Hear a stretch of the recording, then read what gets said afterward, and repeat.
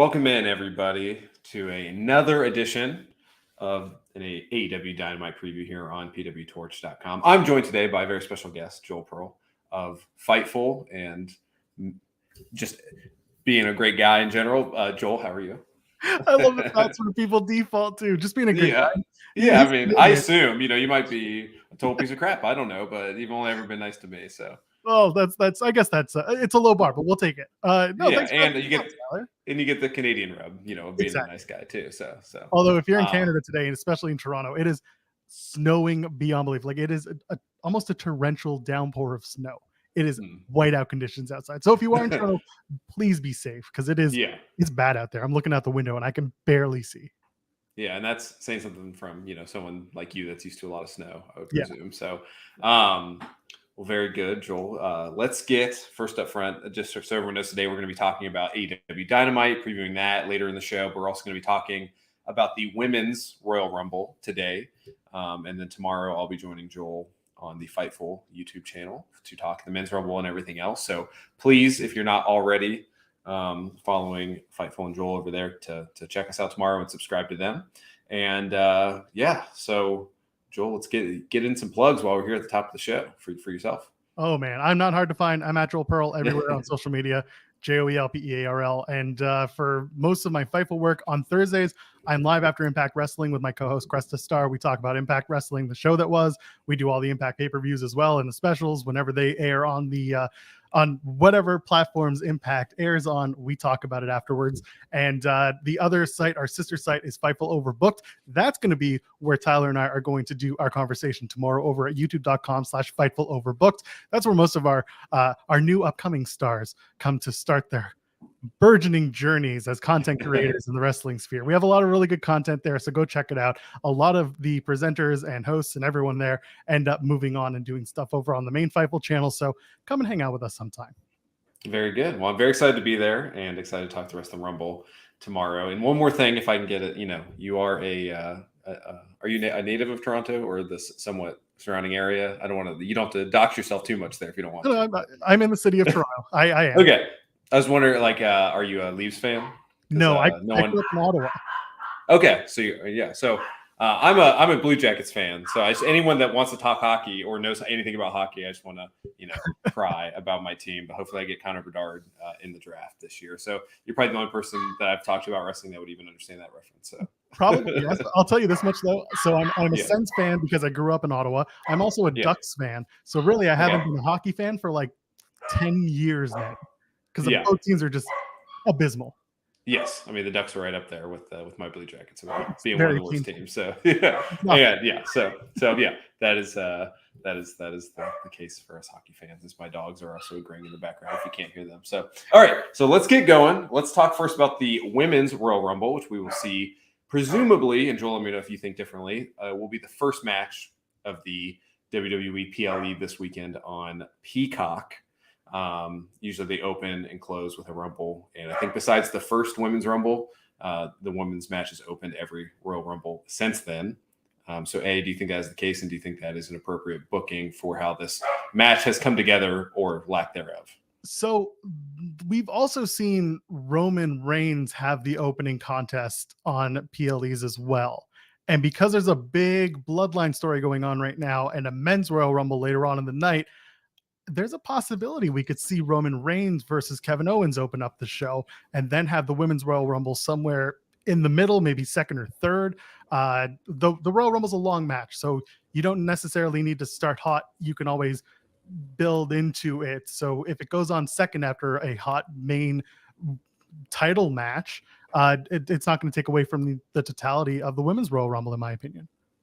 Yeah, and I think that's good booking, especially with the overarching story of every WWE show the last 2 years has been Roman, the bloodline, what's going on with him, and having the Sami Zayn, won't he get involved in that match, and then leading that throughout the whole show, doing it sort of Attitude Era style where you have a vignette style story going on leading up to your main event. I think is always a pretty powerful way to tell that story, and I think that booking would be strong. So the women's match, Royal Rumble match itself. What are your vibes, I guess, on the women's division in WWE, the how many contenders in your mind are here for this? Are you hyped for this at all, or is this just like, hey, I like Rumble matches, so I'm glad we have this at least? Kind of where are you on the vibes of it all? So I'm hyped for the Royal Rumble as a full PLE. I'm all in. I love the show. It's great. Last year notwithstanding, but the Women's Royal Rumble specifically this year it's lacking. I think I said this on another show I did yesterday. I out of everyone who's been announced so far, I don't think the winner has officially been announced as an entrant just yet. That's not me saying like Ronda Rousey's coming back. No, it's not that. I just feel like out of everyone who's been announced in the field, there's someone who hasn't been announced who's going to win this match.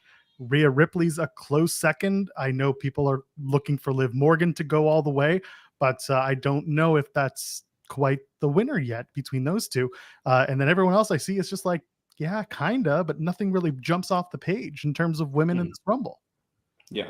And I think that's where it is too. And, I guess are you half empty, half full kind of person on where your booking is, because there's a lot of options to go, as you just laid out. You didn't give any names, and I'll probably press you on that a little bit here soon. So if you've got some, let me know. But, that leaves it more open than most Rumbles are. And I think, we'll talk tomorrow about it, but the men's Rumble doesn't feel that exact same way. I think there's, a 3 or 4 or 5 man rotation on who can win that, but it doesn't feel like, okay, this is obviously going to be person X to then main event against person Y, right? So I think both these Rumbles could have positive results based on, expectations. I think there's more expectations for, not to spoil tomorrow, but Cody, Sammy, etc., winning the Rumble for the men. But for the women, I don't think there's, minus what you said, I think Liv Morgan has some support by a segment of the fan base, but there's not like a ton of people that people are like, they have to win it. This has to be their moment. This has to be the story they tell.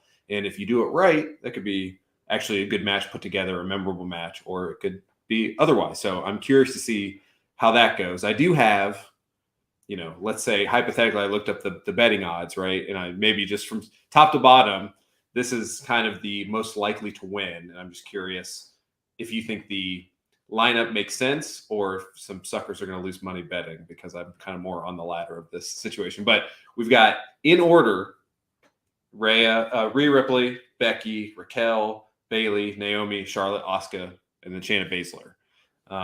If that was too fast, I don't want to, ruin your guys' Rumble experience. So any name in there that's like, what? There's absolutely no chance this person can win this match. That I said. There. Can you go through one more time? Yeah. It's Rhea Ripley, Becky Lynch, Raquel Gonzalez, Bayley, Naomi, Charlotte, Asuka, and Shayna Baszler are the top. Well, Charlotte Flair. Top 8. Charlotte Flair is the automatic, because unless they announce her for a match at the Rumble between her and Sonya, that hasn't come to fruition yet. Yeah. Charlotte hasn't tossed her name in the hat yet, or tossed her hat in the ring, as they say. There was an idea that I posited not too long ago after War Games, or maybe after Clash of the Castle, when they did the it was after War Games, when Bianca Belair and Becky Lynch both did their post press conference, and Bianca said, I haven't beaten Charlotte Flair yet. I haven't beaten all the horsewomen. And then Becky Lynch said, well, I haven't won the Royal Rumble twice. So there's a good amount of storytelling you can go back to with both Becky Lynch and Charlotte Flair both wanting to win that second Royal Rumble. But Charlotte technically can't unless she enters as SmackDown Women's Champion. And I don't think that's what we're going to do. I think it's more likely that her and Sonya Deville have a match, but that hasn't been announced yet. On top of that, I just think Becky Lynch is a little bit hotter coming into this Royal Rumble, and we have to get her to WrestleMania somehow, right? Mm-hmm. Yeah, I mean, and that's what the Charlotte one was obviously the one I would hope you pick out of there, because if they did that, that would mean they're doing a unification match, one would presume. And that would be like Becky getting the belt off Bianca at some point, and then you have a, title versus title, whatever. But, I don't think that needs to be done currently, in my opinion. But, that's a way to set up a big match if you're kind of desperate for something. But, and then obviously, Naomi, you didn't bridge on that. That would be the other one that I was like, there's no Mercedes Moné on the betting list. She's off the board. So, but I think she is to be. Hey, cut out for a minute. That Oh, there we go. You would cut out for a minute. Do I have you now? Am I about to host a show for PWTorch talking about the Women's Royal Rumble and Dynamite? Yeah, I cut out there, so I'm sure you had a great answer there, Joel. I don't know if you can hear me. I just told the president I was going to host this entire show for the Torch. Yeah. Oh, there you go. Yeah. Hey, I mean, Forbidden Door is kicked wide open, right? So that's all that matters. So, but yeah. So I'm sure whatever you said is great. If you want to repeat it, you can for me. But if the audience heard, that's the most important thing. No, they didn't, because I didn't hear what your question was. Oh, perfect. Even better. I went out before. So the other name on the list that I was thought was unlikely was Naomi. I think, her being there is as likely as Mercedes Moné being there. So I'm curious if you agree or if you think that she's more likely. That's crazy for she's the fifth most likely to win on a betting odds perspective. So sometimes these things are really correct, and I kind of don't like bringing them because it kind of takes the fun aspect out of wrestling. But sometimes they're also like, what are they trying to get money out of people? So yeah, your thoughts on that as well. So the reporting that came out of Fightful was that Naomi, there's interest from WWE and Naomi, that WWE believes that they'll have Naomi back.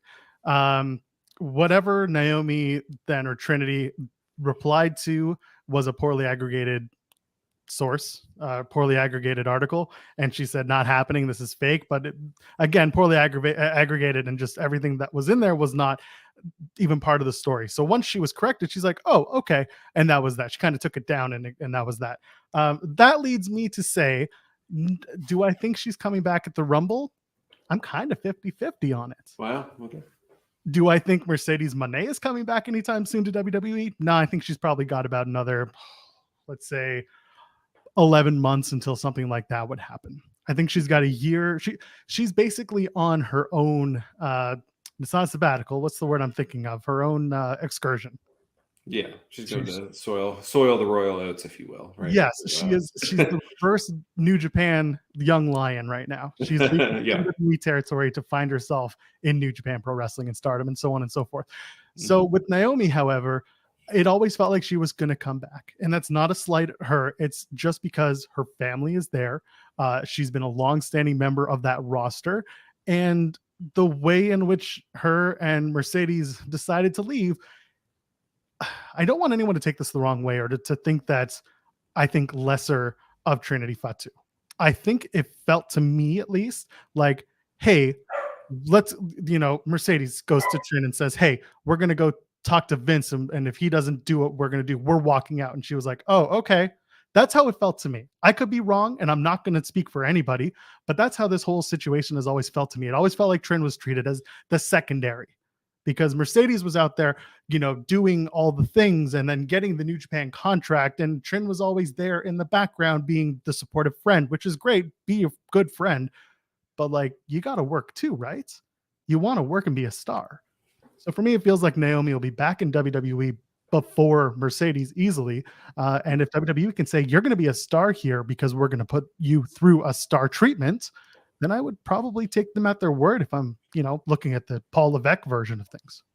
So in your opinion, you're probably not choosing her to win based on what I'm hearing there, but no. Is she a solid dark horse candidate for you? A number 5 choice? She is in a group of 30. She's definitely someone who will appear, or who could appear, who could make an impact and have a very strong showing in the Rumble. And then the next night on Raw, they'll be like, we were all surprised by the return of Naomi to WWE, and they do a package and maybe build her beyond, the one night. Cool. Yeah, and I think that'd be great. I mean, I think it would instantly add more juice to this Rumble than is, out there in front of us at this moment. So can I drop one more on you? Yeah. I think they're going to take what happened at Raw 30 with the lack of women and what the Bella Twins had to say. It's completely unprompted, at least.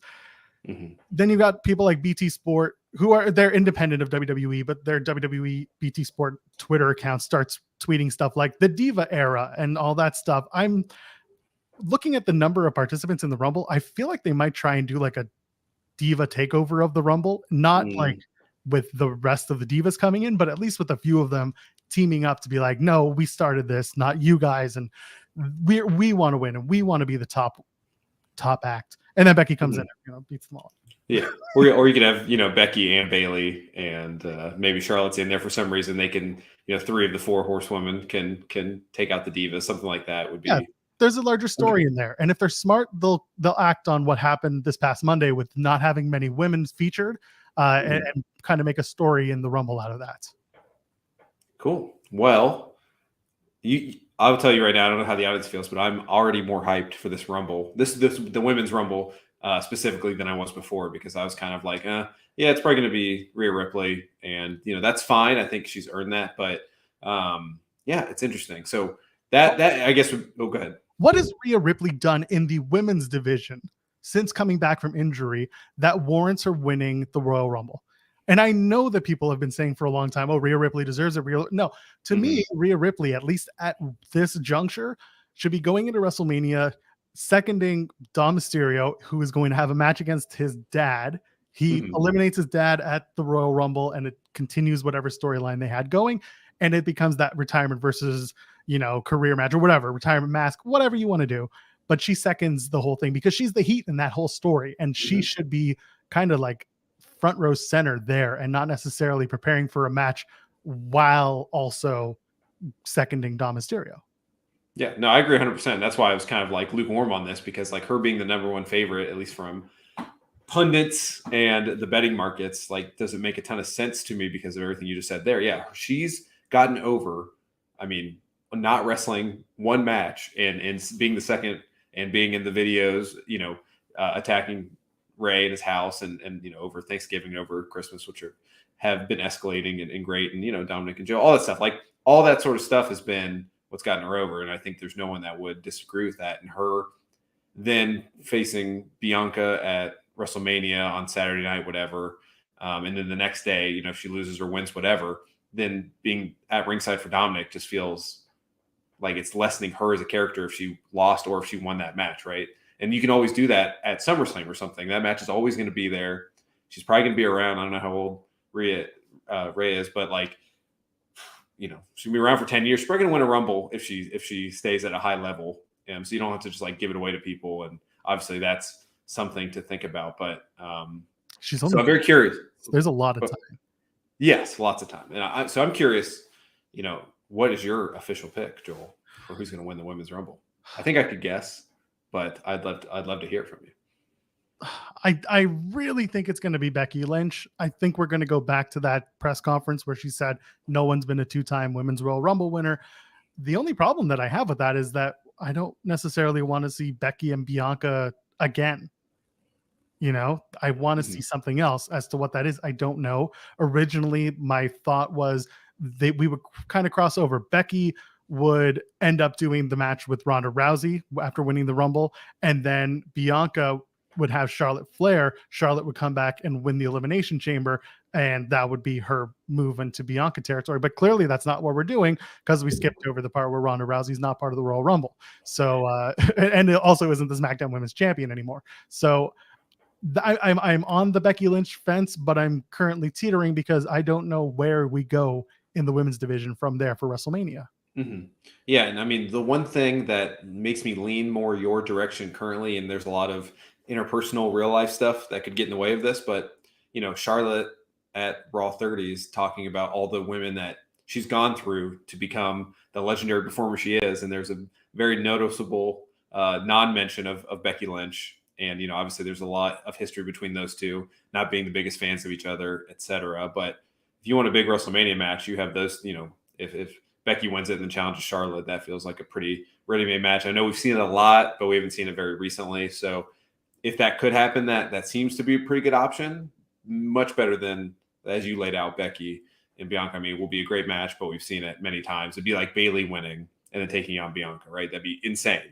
Yeah. But, you could do the same thing with Bailey and Charlotte, I guess, too. I mean, Bailey's kind of my very, very far off in the distance dark horse just because she hasn't won a Rumble yet. And I feel like, everyone that is the original horsewoman that's still with the company is probably going to win one or multiple. She's the only one still employed that hasn't. So it doesn't make a ton of sense. But if you're going to have a a less than, and that's not anything against Bailey, but if you're gonna have like a less than Women's Royal Rumble, that feels like a kind of fitting, like, oh, okay, I guess she got a Rumble under her belt. So, but yeah, lots to think about. I think, in the Divas entry there, I'm curious who might be there in that capacity, right? Is that Kelly? Is that the Bell twins? Is that It's Summer Rae, it's the Bellas, yeah, it's Kelly, it's maybe Caitlyn again. mm-hmm. I don't know. There's a long list of people. Eve Torres would be a nice addition once again. AJ Lee, just to blow our minds that Punk's coming over to WWE. That'd be something. Get the people talking. Let's do it. It's bring out the WoW stable. Why not? Yeah. So that would be, I think, the biggest OMG moment of the whole show if that were to happen. But do you think we see a quote unquote forbidden door moment this year with the Women's Rumble, like Mickie James last year when she was Impact Knockouts World Champion and currently still is? Yeah, I mean, yeah, I think that's possible. Especially, I mean, what are there 8 women that are definitely in that announced 7? Yeah. So I think there's lots of room to add people, and if that is someone from Impact, someone from NWA, even like that shows even more so. That is like a fun, cool thing for people that like wrestling and people watching stuff like this and on Fightful and all that stuff. Like they're obviously more fans than just WWE or just AEW, but like it to me more than anything still proves that Paul Levesque is still totally in charge of creative because Vince would not be down for something like that. But if you see someone from Stardom maybe pops in, and that'd be kind of crazy too, and then that would maybe be like a olive branch to Mercedes at some point that you can do stuff like that and bounce around. I mean, Michelle Shinsuke and Noah recently, so there's lots of options. I think in the men's rumble too. I mean, there's more. We'll talk about this more tomorrow, but whether they're like 14 people, 15, I don't know how many are announced. Maybe not even that many. It's 15, so we got half the field. 15, okay, yeah, which is kind of how I like it. And I hate when like the one year where they did all like I think like 28 of 30 were announced. It's like that's no fun. So and then the 2 surprises were like Santino and somebody else or whatever. But so yeah, so I guess I'll be the down the middle boring betting guy, and I'll go with Rhea Ripley, but you're going to go with Becky Lynch as our official picks here on PWTorch. And then tomorrow we'll be talking about the men's rumble and everything else. So should be very good. And let's jump over now to Dynamite. We've got Dynamite tonight in Lexington, Kentucky. Does anyone Joel, live in Lexington? That might be there tonight.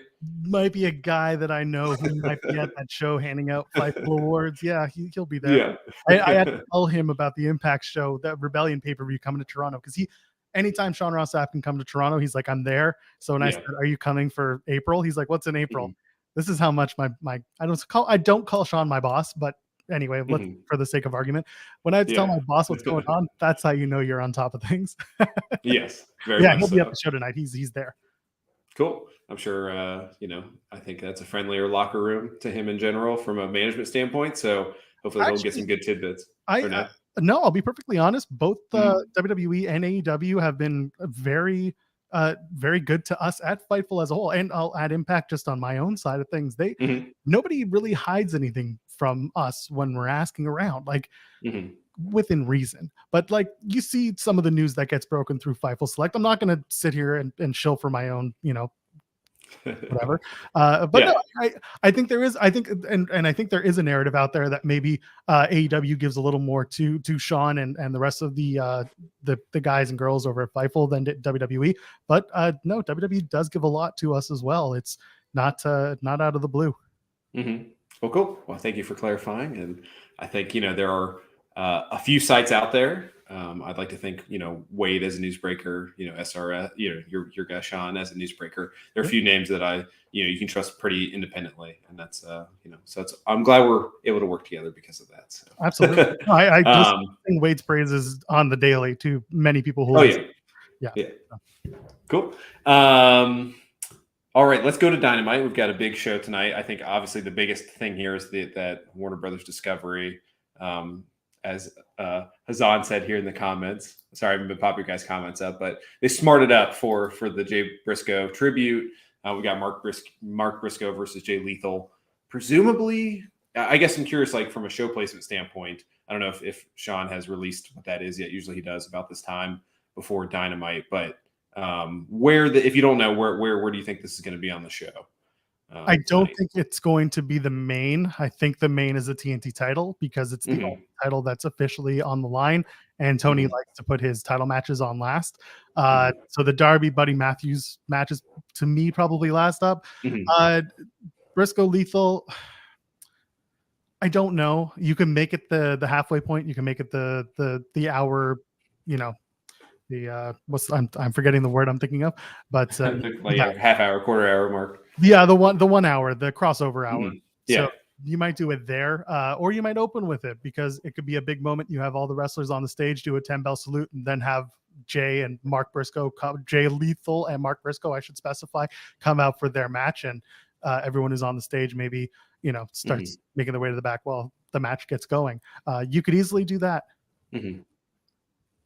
Yeah, and that's kind of where I would lean because there's really no other match that feels like it needs to open in lieu of that. And you can do the 10-bell salute, and you can do the in memory of Jay Briscoe thing again. You can have, like we saw those videos of Ian Riccaboni out there on the stage after the show last week talking about Jay and what he meant to him, to ROH, to his family, all that stuff. And I think that would be a nice, moment to start the show. And, we're not going to get a Brody Lee type moment as, Jay was with the company shortly, but obviously a legend in the business. And it's been talked about. I think it will continue to be talked about, but for weeks. And he's a legend taken too soon. So I think he's always going to have that sort of Owen Hart type discussion by wrestlers of that were of his generation, people that watched him, especially. There's probably 15-year-old guys that are in a tag team or want to be in a tag team now, and they'll be the biggest thing in the world in 15 years, and they're going to say the Briscoes are their favorite tag team, and it's going to continue. So. So I would agree, and I think this gets a lot of time. I think it's a big emotional match, and it should be good. I don't even if you have any thoughts on the match itself, it feels almost bigger than just having like Jeff Jarrett come out and be a total asshole, which I hope kind of they don't do. But knowing Jarrett, he loves heat no matter what. So I'm curious, if you have any thoughts on that. Yeah, I mean, I'm hoping they don't. I'm hoping that they just let this be a Ring of Honor style match. Don't do schmaz. Don't do anything ridiculous. Like you said, Jared probably is sitting there like, what if? And then, the guys in the back, whoever's agenting the match, just being like, what if we don't? And just let it be a one-on-one match. It doesn't affect anyone to like Jay Lethal doesn't have a negative mark on him by losing in this case. People are going to just talk off that loss and be like, oh, he's still in a successful quote unquote tag team right now with Satnam and Sanjay. So we're fine. This is Mark Briscoe's match to win, at the end of the day, because this is very much for his brother. I mentioned this a while back when they announced Jay Briscoe's passing. I went to the Ring of Honor War of the Worlds tapings with New Japan Pro Wrestling. This was back in 2016. I did not understand the absolute talent that I got to see that night until years later. I saw Okada, I saw Tanahashi, I saw Kenny and the Bucks, I saw the Briscoes, I saw Kushida, I saw Roderick Strong. I saw literally every star that has made a name for themselves in the last few years. In other companies, I saw them at this TV taping, and one of the angles that they set up was for Best in the World 2016. It was Jay Lethal and Jay Briscoe, and I'll never forget seeing the scene where Jay Briscoe, after they come in and they kind of get involved with the Jay Lethal match, he grabs the ROH World Championship, presents it back to Jay Lethal, and says, I'm challenging you at Best in the World. And that's ingrained in my memory forever. With all the stars that I saw, I got to see this set up for what would be the title match for the next pay-per-view at a Ring of Honor show that I got free tickets for on the floor. And they were like, hey, you want to go? Let's go. So that will always ring with me.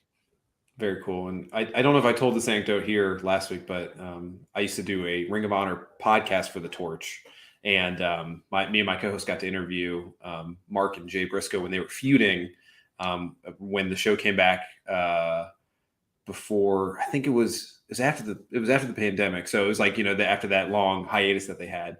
And I forgot to record it. We did it on like Zoom on our phones, and they're both in their, it's crazy. They weren't driving. So before there's any comments, before it gets clipped and aggregated, they were both parked in their cars and cutting promos in their cars, probably on the farm, right? They're about to go home. and they were, they were all in character the whole time, and it was great meet them. And then, I had the privilege to meet Jay and Mark a couple of times outside of wrestling, and I mean, couldn't have, nicer guys. So, so very funny. And it's, sad now that interview is lost to time, but I was just thankful I got to interview them and meet them in person. So that's, our little eulogy zone for Jay. I want to add to, I know a lot of people kind of rag on Tony Khan for the way that he sometimes interacts with his own talent.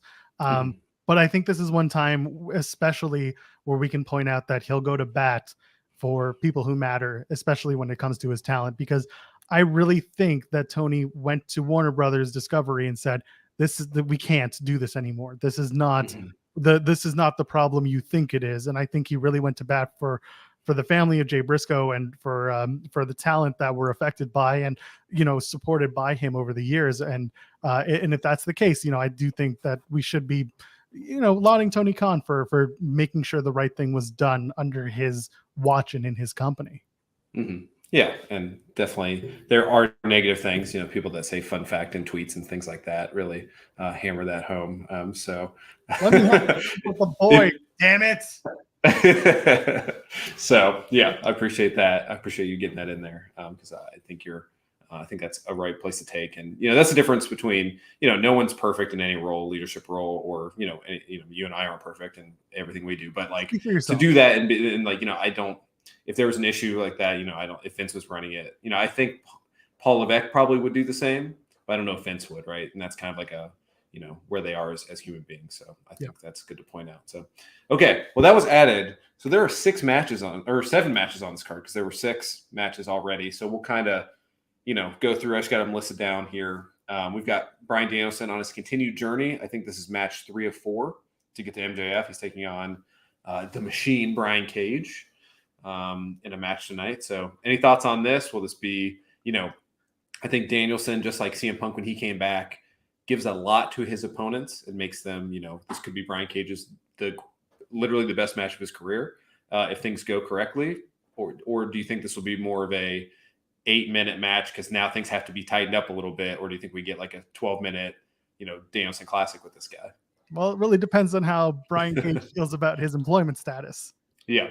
So I think he'll be professional. I think he'll have a great match with Bryan Danielson, as is tradition, because it's Bryan Danielson. That being said, I think maybe we'll see. I think some people will pick apart whether or not Brian Cage really cared enough to put it all into this match, because if it's true and his contract is about to end, whether or not he's going to re-sign, that's a big question right now. If he did, and he has a banger of a match, and I'm Tony Khan, I say congratulations to the newly re-signed Brian Cage. You had a great match, but there's a new 3-year contract or whatever it is. But that being said, I expect just a really fun match. Brian Cage continues to show out. Bryan Danielson is again Bryan Danielson. So this will be a good big man, little man match. Mm-hmm. Yeah, and it's funny, if he does get re-signed, would he be the first, still elite? Not, that he is all elite, is still all elite. I think it'd be the first person to get that officially. I want to see that so bad. That's a whole job. Just let's do it. Yeah, if not, someone in the can make posts like that, and because those the so and so is all elite. I always laugh at those memes. It's been going on for like 3 years now. So, do you? I don't want to put you on the spot. Is there reporting that you trust on when that contract is up, or is it kind of a vague end of the month? Q1, something like that, because I'm not aware of anything I trust, I guess, on that. So yeah, he signed in 2020. Fightful Select has learned that it's set to expire, but other than that, I don't remember. Okay. No, there was nothing that's official. Plus, he's an ROH 6-man tag champion. Yeah, another thing comes into play. Yeah, I think of all the belts of the copious amounts of belts in AEW, I think that's probably the least important belt. The Ring of Honor 6-man tag belt is literally the trios belt that continues to feature non-contracted Ring of Honor wrestlers. Yeah. So I mean, that's a good point. Just give it to Shane Taylor Promotions again, basically, because that would be the same level of yeah.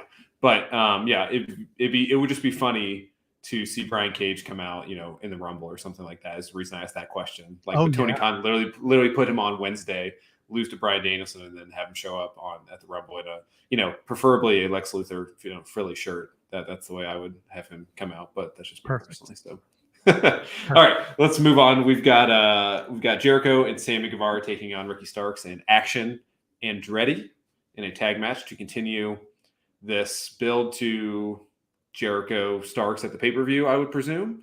So thoughts on this match? Which pay-per-view? Because it could be like all out 2026 for Jericho. It could be. I mean, they could find 3 more people and do blood and guts after a one-on-one with Jericho and Starks as well. So yes, that's kind of where I am, and I think that's kind of my thoughts on the JAS in general at this point. I don't think that's I don't think I don't think there's no potential in that group at this point, but it feels like all the feuds that they're dealing with are going a little long.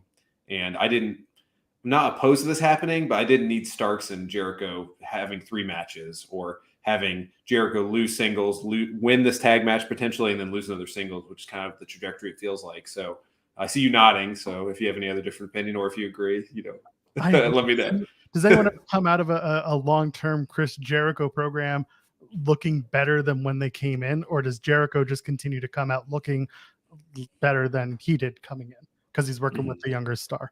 I like Chris Jericho. What he's doing in the last couple of years has been great for him. The last year alone was great, but I'm over the Jericho trope. I'm over you got to take on all the JAS and then we're going to feud for an entire 6-month pay-per-view cycle, whatever it is.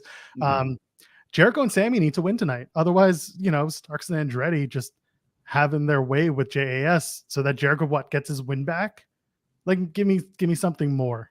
That's all I'm asking for. And also, shout out Action Andretti who tweeted, Andretti is ready like Estelle Getty.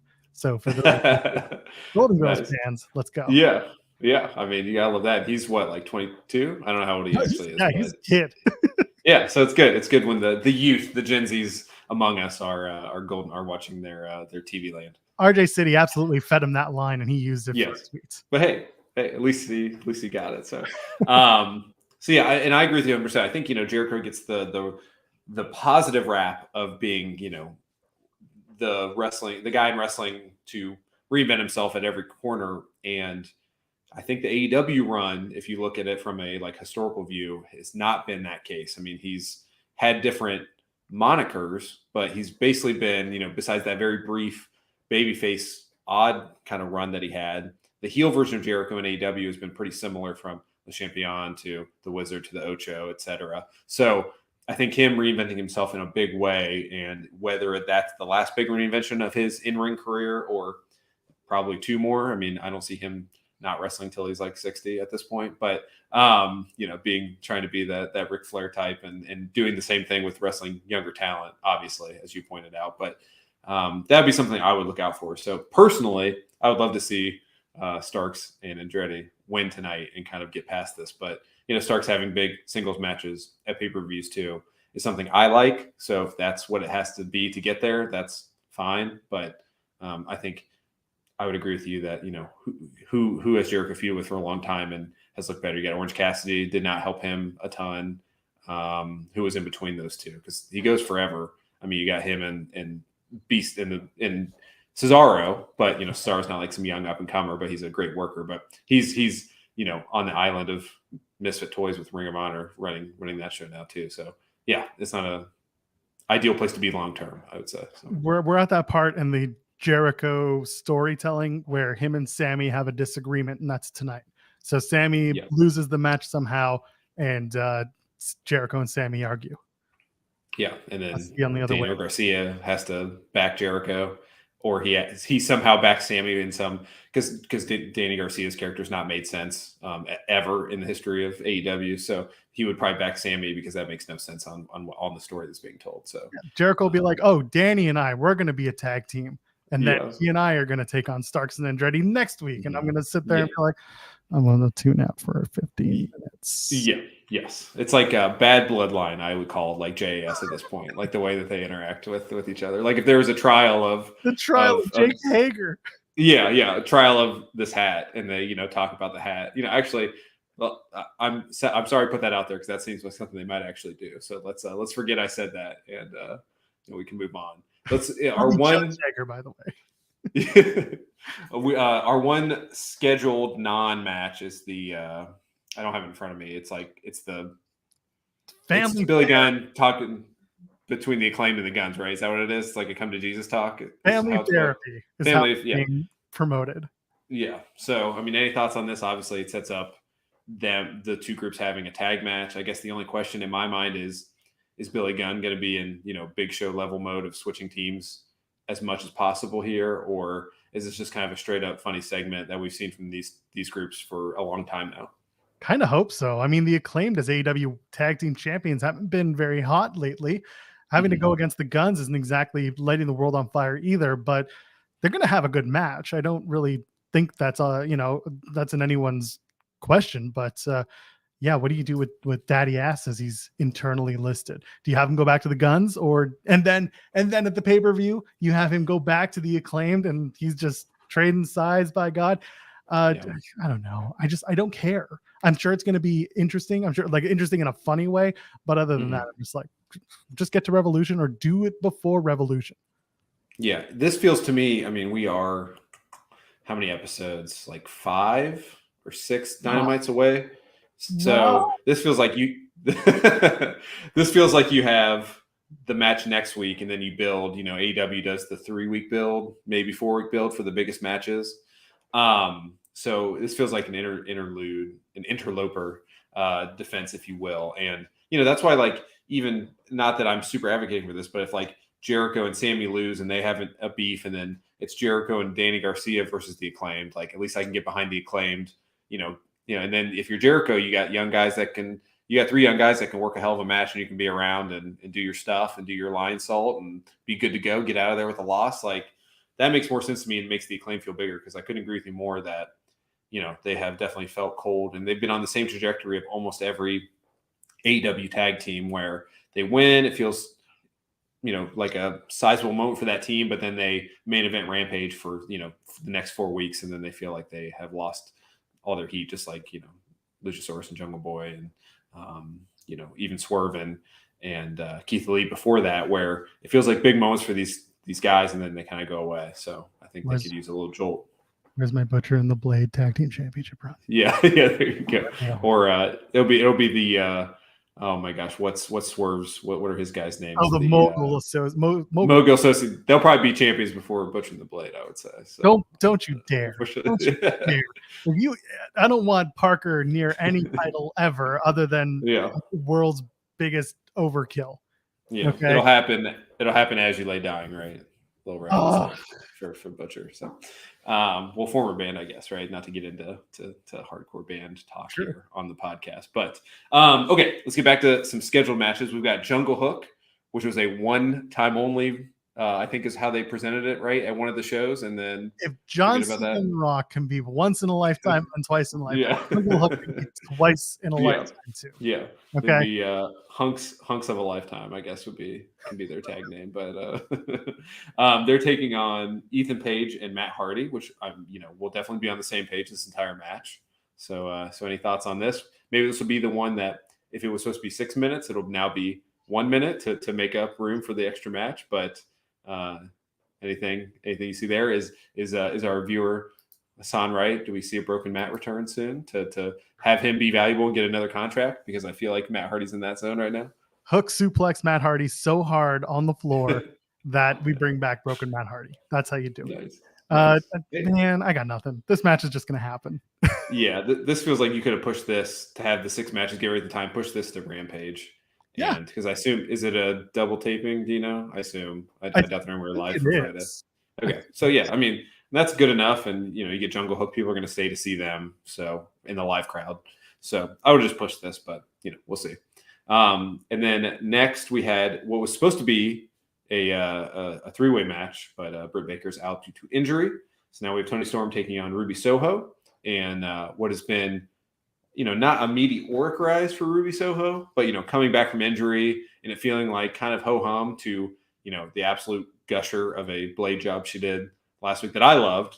I always appreciate when someone puts their body on the line for literally no reason except for my entertainment. I can only ever appreciate that. And after watching that match, I was thinking to myself, why isn't Ruby Soho in my mind a top, 4 or 5, woman in the company and can be someone that takes on Jamie Hayter at a pay-per-view and it feels, like a good first challenger, et cetera. So I think the match should be good. I think Tony and Ruby have been really killing it in the ring. So yeah, my long prologue. What do you think about this match, Joel? Yeah, I'm looking forward to it. I'm looking forward to how we continue the story of the OGs versus the outsiders for AEW, because if it's going to come to pass that we do blood and guts out of this, the first ever women's blood and guts match, we got to get Ruby Soho to turn, and I think that comes when you do a Ruby Soho Willow Nightingale match versus, who knows, maybe Tony, maybe versus Jamie and Britt when they're when Britt's available, or Tony and Jamie, whatever it is, or no, not Tony, sorry, oh my god, I'm just talking all over the place. It would be Britt and Britt and Jamie. The women's division has a lot of names, I'm sorry. Yeah, but, you're good. Yeah, Ruby has to turn, because Ruby is absolutely an outsider and would absolutely be perfect for that role. It would catapult her further, because like you said, she should be further on than she is, but of course she had that injury with her nose, full reconstruction, whatever it was, and now she's back. So there's opportunity for her to kind of reset and be one of those women that you think about in that AEW women's division all the time. And I feel like that is a better role for her too than, she's been a babyface, same thing with Toni Storm. Like, I feel like she'll be maybe not long-term better as a heel, but in this moment, like, to help define them as characters within AEW, just, when you're coming in and you're like, oh yeah, we loved you in that other company, and that's kind of your whole character, it never works for anybody, no matter who you are. And Ruby just like should be a badass heel who is just beating the crap out of people. And, she looks like someone that would, beat you up at a punk show, right? I mean, that's her whole actual look. So I know she would take me out. So I like that in a character that she would be more heelish than babyface like. And, Saraya, I assume we'll see her tonight. If Tony wins or Ruby, whatever, if Saraya's talking to Tony at the end and Willow's at the ring is like, what are you doing? All that sort of stuff would be great, I think, to lay in there. And yeah, that OGs versus outsiders angle. Yeah, you could set up Tony and Saraya versus Ruby and Willow at Rampage even, or set it up for next week. You can easily just do that. Yeah, I mean, yeah, it'd be great. I mean, I think that's been obviously one of the biggest problems with the women's division in AEW is that, there is usually only one story. Typically it's at the top of the card, and whether it's told well or not is debatable, but having a secondary story that feels as important as the title, I think would be important. And the only other like non-title story I can think of that mattered was like Serena Deeb and Hikaru Shida, and that felt like it went on forever too. So, how you bring all of this back around, by the way, if they do women's blood and guts? How's that? You end it with Britt turning on Jamie Hayter, costing her the match and costing the OGs the match, all because she wants that title. Easy. That's how you bring it all back together. Yeah, you do. Not on top of the cage. I guess they've all ended on top of the cage though, so it's kind of tradition. No, you got to do it at this point. You got to do it in the cage, change it up. And have to turn on it. I'll turn on the OGs, costing the match. Be like, I'm not with them. I just want that title. And if I had to do it this way, then I'm going to do it this way. Yeah, that'd be great. And the fact that that kind of shows the health of the potential stories being told in the women's division when you can fantasy book like without like doing a big stretch and being like, well, if like you did with the Rumble, I would say you stretched it a little bit creatively in a good way, right? Like the Divas versus the modern, the three horsewomen that are there, like that story appeals to me. I just don't think the division is set up to tell that story per se in WWE, but like in AEW, this feels like it's all right there in front of us. And the snafu of, Britt saying she's the boss and then that not happening, that's like a little one-off. But for, everything besides that, I think has been really good this calendar year for the women's division. It feels like it's got good momentum. And, we'll see. I'd love, again, if this didn't start at 9:25 and end at, 9:35. But I think Tony Khan loves his formatting more than most. And, I think that's when we'll see this match. We stick to a schedule here. Yes. Very much so. He doesn't worry about things not timing out like Bruce Pritchard had an issue with on Monday. So, okay. And then I also agree. I think this will be the main event, as you stated at the top. The TNT title, Samoa Joe, I think like 3 weeks in a row in Dynamite main evented because it was for the title or was related to the title. So we've got Darby Allin taking on Buddy Murphy for the TNT title. And yeah, I mean, I don't have super strong takes on the story of this match. I mean, it should be an absolute banger, and I think Darby will, as always, put himself on the line and will be tested athletically, because I think Darby has been facing a lot of people that have been not less than on the athlete front, but Buddy Murphy's a freak of nature, right? I mean, from cardio and just all he's going to do. So I think it's got a fun potential there for Darby really to be put to the paces and have an awesome match. I mean, I don't see Buddy winning, but could this set up something with Sting and Darby versus House of Black? If we're not going to do the Elite versus the House of Black, like where do you see something's going to happen after this match that is actually the important story here? So what do you think this is going to be? Didn't we do Sting and Darby versus the House of Black? Didn't the House of Black come out for a few weeks and be like, we want the winners of the trios tournament? And by the way, Brandon Cutler, send this to the Elite because we're telegraphing that the Elite are going to win the best of 7. And then we're going to come out and take out. Why do you do these things? Anyway, no, listen, it'll be a fun match. Like you said, it's going to be two guys who are very good at what they do.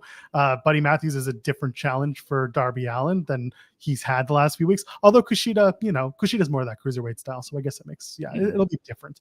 It'll be fast paced. It'll be high flying in certain regards.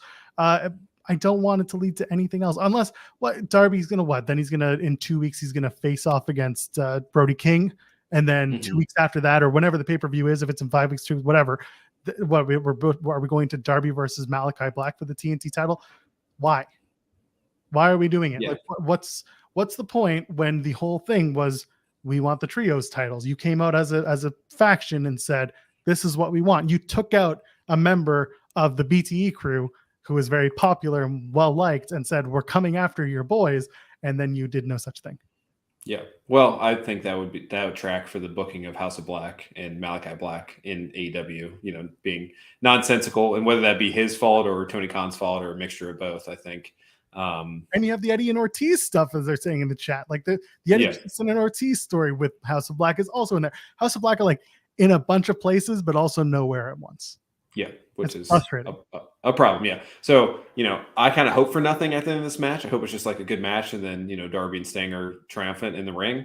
But, it is the main event. And that doesn't seem to be, in Tony Khan's mind, I would say it doesn't seem to be good enough, like end of a show, right? If this ends at 9:57, there's some tomfoolery about to happen. So same time, he loves Darby standing tall at the end of his shows. He thinks it looks good, especially if he gets to bring out Sting at the end of the night, so that Giovanni can say it's Sting, and then everyone is walking home and they're happy. Yeah. So we'll see, but that is the show as it lays out. It's in about 2 hours, so excited to watch it, and I'm more excited to join you tomorrow at noon. I think is our time, Eastern Standard Time. Joel. Yeah, so we're going to talk the Men's Rumble. We're going to talk the rest of the show, which is, Roman and Kevin Owens and other matches that I cannot think of off the top of my head at the moment. Mountain Dew Pitch Black match. Oh, yeah, Pitch Black match. You got to have that. Have to go to your local watering hole and get a case of Pitch Black, I think, to watch that. Yes, that is. We have made a contract that anyone who appears on the Fightful watch-along for the Royal Rumble must be seen with a can or bottle of Mountain Dew Pitch Black. Nice. Well, very good. I will. I'll try to oblige if I join. You are welcome to join. And then, one more thing. Do you think you see Adam Cole tonight? We didn't see him last week. We just saw the recap video. That would be interesting because you kind of need like multiple talking segments. Obviously, is how AEW has 3 usually of major, not like backstage, but in the ring or more time given to them. What do you set up with Bebe? Like, what do you do? Yeah, I mean, I think I wouldn't have him wrestle personally until I'd have him have a singles match at Revolution. Absolutely. Yeah. So, he's a babyface, obviously. So if that is more Malachi Black zone, right? If you want to add another convoluted person in the orbit of of that, something like that, or let's say Miro is not loving the direction of WWE currently. You can finally get him to come back and start taking L's to people as retribution for that. Adam Cole beating Miro would be interesting. But whatever, that's what I would set up. I would have him. So I don't know. I'm not a booker. I do not claim to be a good one, but I don't know what you do with Adam Cole if he's not related to the stuff the Elite are doing, like what is he doing? Because then he kind of has to interact with somebody, or else it's pointless, right? So, so I don't know. If you have any ideas, please lay them on me. But yeah, I got nothing. I don't know who yeah, makes sense for Adam Cole. You have, yeah, I don't know. The Hangman and Elite stuff also has to start coming in somehow. mm-hmm. Hangman has to start making amends with the Elite, I guess, or with CM Punk. Who knows? Regardless, he's not mending fences. He ain't mending fences. Dark Order, God forbid. But, yeah, definitely not. Yeah, that would be. Yes, that's the story to tell. And really, Adam Cole didn't interact with many people besides Page and the Elite, right? Like the Bucks and all them. Like, did he even have like? I know. What's that? Dark Order, if you watch BTE. Yeah, but like on big matches, like I feel like he didn't have huge stories with really anyone else. So I guess that's good. If you have like an Eddie Kingston turn on Ortiz, I think that'd be an awesome like little 3-4 week story to lead to Revolution. But I would just save it for Revolution and have him be in video packages, until then, and then maybe be on commentary, whatever. But that's going to tip your hat on where he's going. So I don't know, but the Adam Cole stuff goes to the Kingdom trying to recruit him back. And then he can just start having a feud. He could have a mini feud with members of the Kingdom before ultimately joining them, or maybe just like stave them off until he finally says, "Nah, you're right. We're buddies. Let's get back together." Well, hopefully AEW, which I wouldn't bet on, would do some lifting on to explain who Matt Taven and Mike Bennett are, right? Because we've seen them a total of one time for Taven on TV and twice because Bennett took on Darby on Rampage. Yeah, but like Matt Taven, main evented Madison Square Garden that time, so that's all you need to know. Yeah. Well, I mean, as long as you as long as you mention it, when Redacted and Jay Lethal and him had that ladder match, that I did not think he was going to win. But yeah, no, I'm a huge Matt Taven.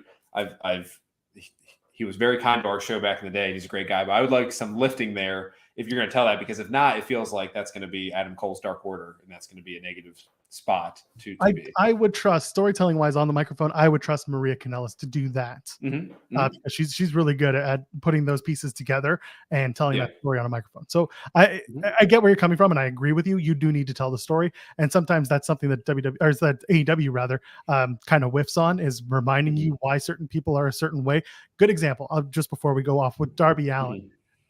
When he did the match with Noah, the English commentators remarked that he paints half his face, and people don't really remember this, but he does it because he was in a car accident with, I think, his grandfather or his uncle when he was 5 years old, and he thinks he's half dead already.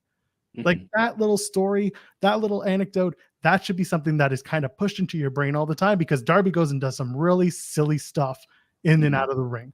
And there's a reason for that, because he thinks he's already halfway dead anyway. And so when AEW doesn't push that little pin, we tend to forget it quite easily. Yeah, and like what you said is all they need to do. My worry was AEW would just like have them walk out and tell you they're together, as opposed to having that 1 minute segment where Maria, is able to explain it. That's my worry, right? From a formatting standpoint. So hopefully Ring of Honor in 2008, right? Yeah, when they were getting 1,000 buys of pay-per-view, or like 800, whatever it was, at its absolute lowest. Yeah, so I was, but that was. So the dark days. So cool, Joel. That's a great place. We'll talk again here in 18 hours or so for everyone. But thank you for joining me here today on the PWTorch YouTube page. It was a blast, and hope to do it many times here and on Fightful.